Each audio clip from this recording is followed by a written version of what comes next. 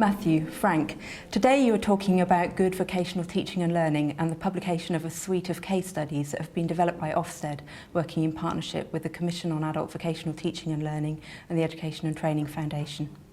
Frank, it was last March that the Commission published its report. I wonder if you could start by recapping some of the key messages and conclusions.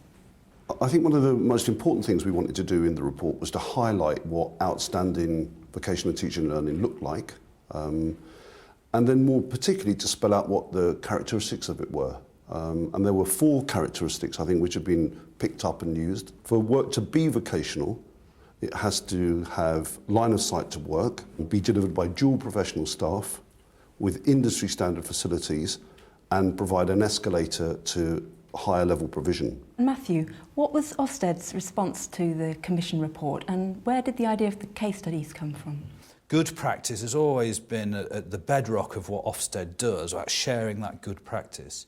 So Frank and I had a discussion about how we might get to that good practice without having to go and inspect those outstanding providers. And the idea was born that actually if we go to the sector and ask the sector to submit what it believes to be good practice, here we've got a bunch of commissioners and a bunch of inspectors that together could sift through that and identify that we both thought was really good, and that's exactly what we've done.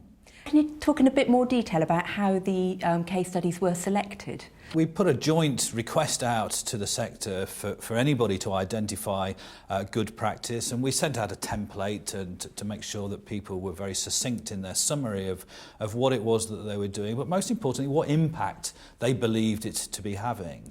And then the commissioners and Ofsted and other colleagues sat round a big table and started to sift them through to look at a real, short list that was representative of all aspects of adult vocational teaching and learning. And from that we went out and we visited and saw it in action. So turning to the case studies themselves, there are 10 of them to be published. And Matthew, to you again, could you take them as a set and tell us what you think some of the key messages are from the set of case studies overall?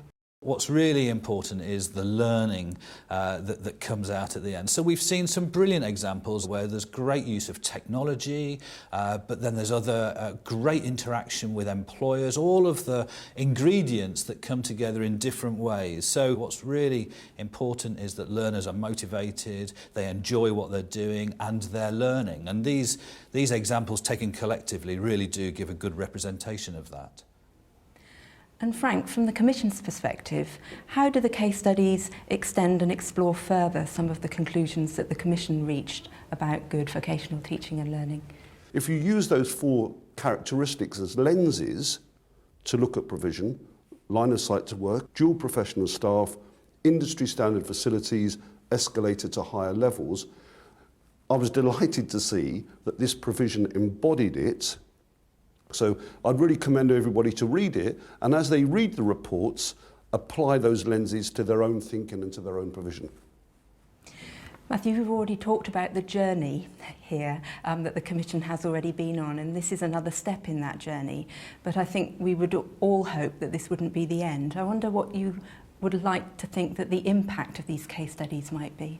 The process of engaging the sector itself in identifying what it's good at is a healthy thing to do, and it's something that I want to continue to do from an Ofsted perspective. So I'm working very closely with the Association of Colleges in London, and we're taking a very similar approach.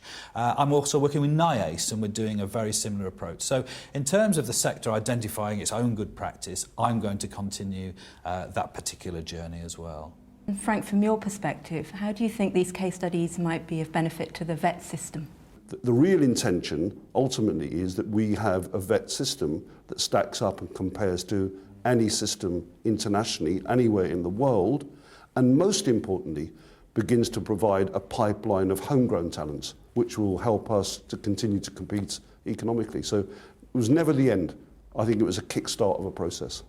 And if I could just say on behalf of the Foundation that we're also very keen to help with the process of disseminating the case studies and encouraging practitioners to consider how the case studies might help them to review and further develop their own arrangements for vocational teaching and learning. So we very much want to be part of continuing the movement that I think has begun.